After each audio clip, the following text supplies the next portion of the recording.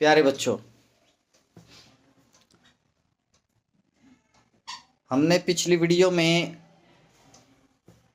आप सभी से ये उम्मीद की थी कि हर बच्चा डेली एक सेट जरूर लगा कर भेजेगा,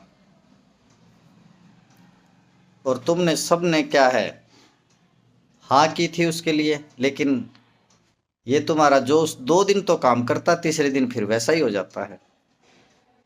तो जो 2 या 3 साल से कैंडिडेट टिके हुए हैं, डटे हुए हैं मैदान में, जिनको और कोई काम नहीं है, जिनके एग्ज़ाम हो चुके हैं या जिनके पास ज़्यादा टाइम है, वो कम से कम 2-2, 3-3 सेट लगा के भेजो।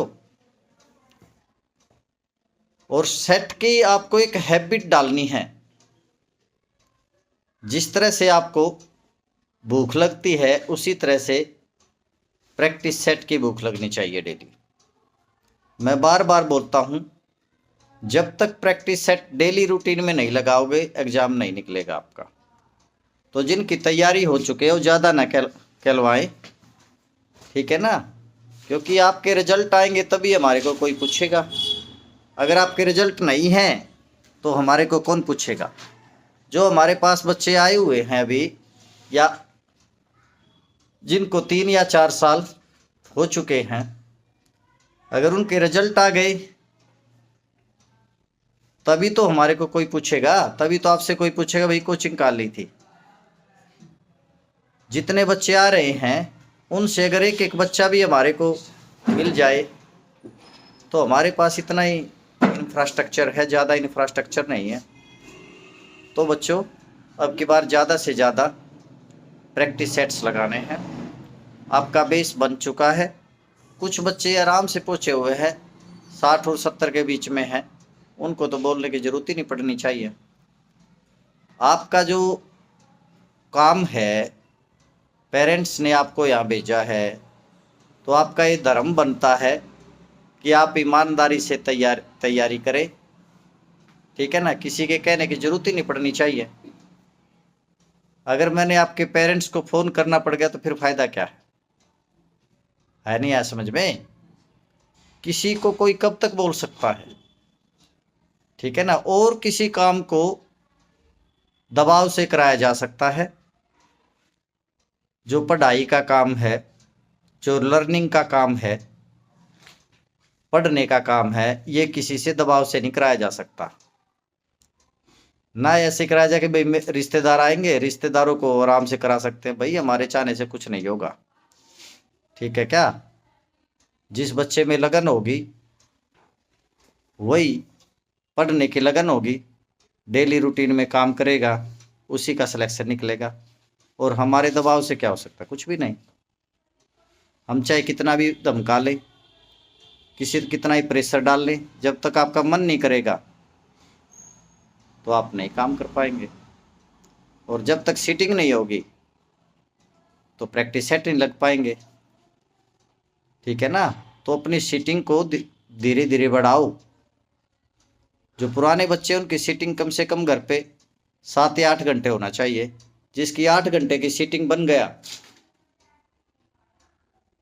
तो उसको कौन सिलेक्शन से रोक सकता है। अब हम उम्मीद भी आपसे इसलिए कर रहे हैं क्योंकि हमें 3 या 4 साल हो गया है। जिन बच्चों के पिछले साल कट ऑफ मार्क्स से बहुत ही कम मार्क्स से रह गया था, उनको जो जी जान लगा देना चाहिए, उनको तो ठान लेना चाहिए। जिनकी ग्रेजुएशन हो चुकी है कम से कम 10 रिजल्ट निकाल के दे सकते हैं। और सभी एग्जाम्स का सिलेबस एक जैसा ही है, केवल 5 या 7 क्वेश्चन ऐसे होते हैं जो लगाएंगे। उनके हर टेस्ट में स्पेशलाइजेशन होता है क्वेश्चंस का, उनकी ज़्यादा से ज़्यादा प्रैक्टिस करो।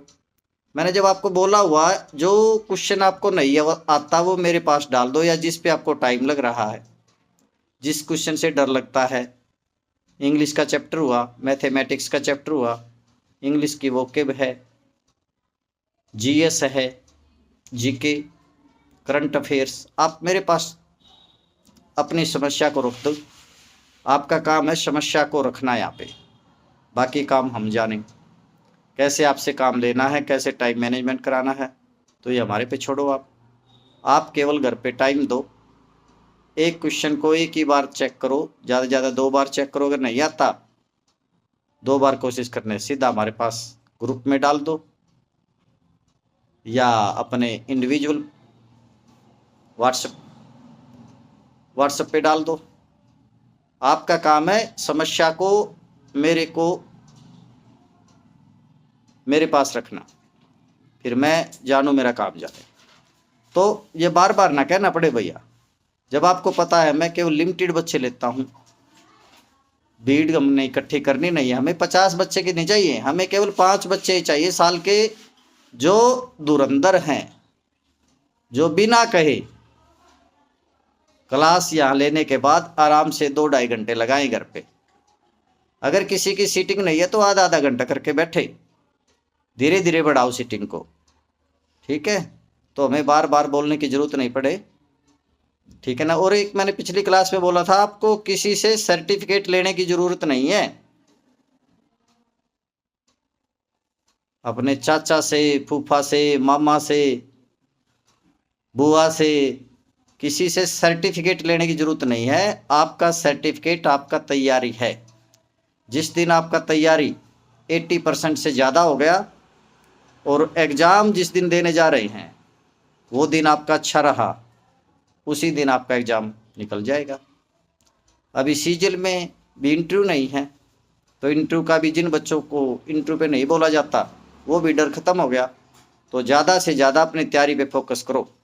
जिन बच्चों की 80% और 90% की कोशिश करो, जिनकी 90 है वो 95 की कोशिश करो, लेकिन कोशिश करो, ओवर कॉन्फिडेंट मत हो। कई बच्चों के 50% आते ही वो हवा में आ जाते हैं। हवा में नहीं आना, हवा में नहीं आना।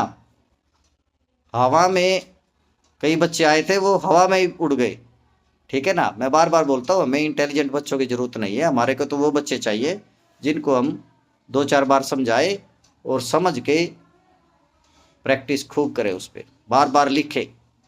10-20 पेज लिखने की आदत डालो। अगर कोई चीज़ नहीं आती उसको 100 बार लिख दो, अपने आप आ जाएगा। तो पहले चीज़ों को समझो। जो नए बच्चे आए उनको मैं ये बोलता हूँ, पहले समझो। 1 साल दो हमारे को, 1 साल अगर आपने हमारे को दे दिया तो आपका कंसेप्ट क्लियर हो जाएगा। 2 साल बाद आराम से आपकी 60-70% तैयारी हो जाती है, और तीसरे साल जोर लगा दो, बिल्कुल रिजल्ट निकल जाएगा कोई ना कोई। आया क्या समझ में? कॉम्पिटिटिव एग्जाम्स कोई कुंभ का मेला थोड़ा है 12 साल बाद लगेगा। ये तो हर साल मेला लगता है, हर साल एग्जाम वैकेंसीज निकलती हैं। अगर इस साल रह गए तो अगले साल हो जाएगा, अगले साल रह गए तो उससे अगले साल हो जाएगा। जो बच्चा हमारे पास 11th या 12th में आ गया उसके पास 6 साल है। 6 साल में तो हम उसको 1000 बार तैयारी करा देंगे। 1000 बार तो मैं कराऊंगा, बाकी उसकी लग रही। खूब नोट्स बनाओ, खूब लिखो, खूब याद करो। पुराने काम को बार बार रिवीजन करते रहो। अगर कोई क्वेश्चन मुश्किल लगता तो उसको 100 बार लिख दो, 100 बार याद करो, हो जाएगा। तो उम्मीद करते हैं बच्चों पे इस वीडियो का इफेक्ट पड़ेगा, ठीक है ना। जो टाल मटोल करने वाले हैं वो क्या है, रूटीन में काम करना स्टार्ट कर देंगे। मैं फिर बोल रहा हूँ, किसी से भी आपको सर्टिफिकेट लेने की ज़रूरत नहीं है, ना ऐसे बच्चों के बहकावे में आने की ज़रूरत है। क्योंकि कुछ बच्चों का ये टारगेट रहता है, उनको खुद तो करना नहीं होता, एक दो को लेकर डूब जाते हैं। जो ठीक ठाक बच्चे हैं ना, उनको भी लेके डूब जाते हैं। पिछले 2025 में ठीक रहा, ज़्यादा कोई दिक्कत नहीं आई, लेकिन क्या फिर भी हमें 1-2 कबाड़ी आ जाता है, उनसे बचना है। 1-2 कबाड़ी आ जाता है, वह 1-2 आ जाता है, वो खुद भी कबाड़ है और एक आधे का और कबाड़ करके चला जाता है, ठीक है क्या। तो इनसे बचना है, रूटीन में तैयारी करना है, रूटीन में प्रैक्टिस सेट लगाने हैं, ठीक है ना। बहुत बढ़िया। जो पहले वाले बैच में उस दिन जैसे दीपांशु है, रवि है, साहिल है, ये पहले वाले बैच के बच्चे हैं। 13-14 बच्चों में से ये टिके हुए हैं, आप इनसे बेटर हो, ठीक है ना। पहले बैच से तुम्हारा परफॉर्मेंस बहुत बढ़िया है, ठीक है ना। तो अपनी तैयारी को ग्रूम करते रहो, बस practice makes a man perfect. Over confident नहीं होना। थैंक यू वेरी मच, बहुत बहुत धन्यवाद। जय श्री श्याम।